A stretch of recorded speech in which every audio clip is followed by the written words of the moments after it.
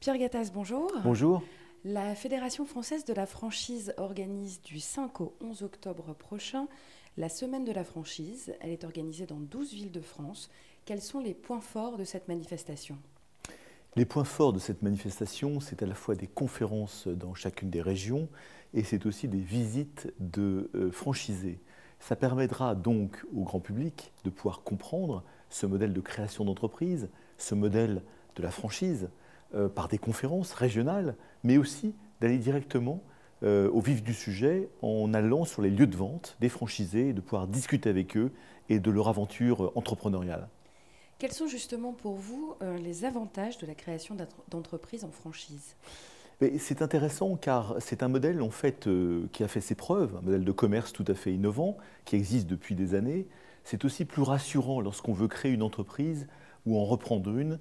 Eh bien, créer une entreprise en franchise permet d'être soutenu par le franchiseur, son réseau, ses expériences, les pièges à éviter.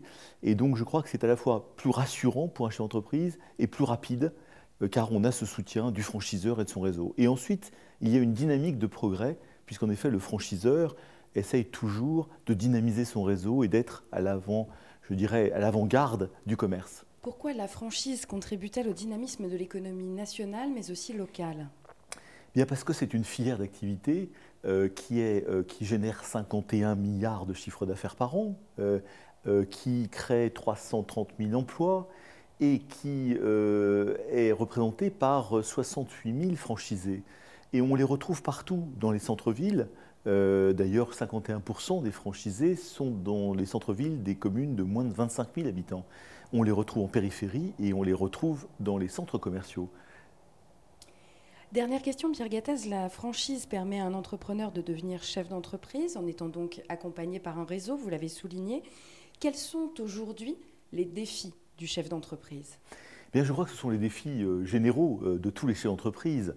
Il y a des défis internes aux chefs d'entreprise, c'est-à-dire en fait de développer ses ventes, d'avoir des clients, de faire du service client, de faire de l'innovation, de gérer son personnel, de faire de la qualité. Et je crois que ce sont des défis, qu'on soit dans le commerce, dans l'industrie, dans la franchise, qui sont les vraies responsabilités des chefs d'entreprise.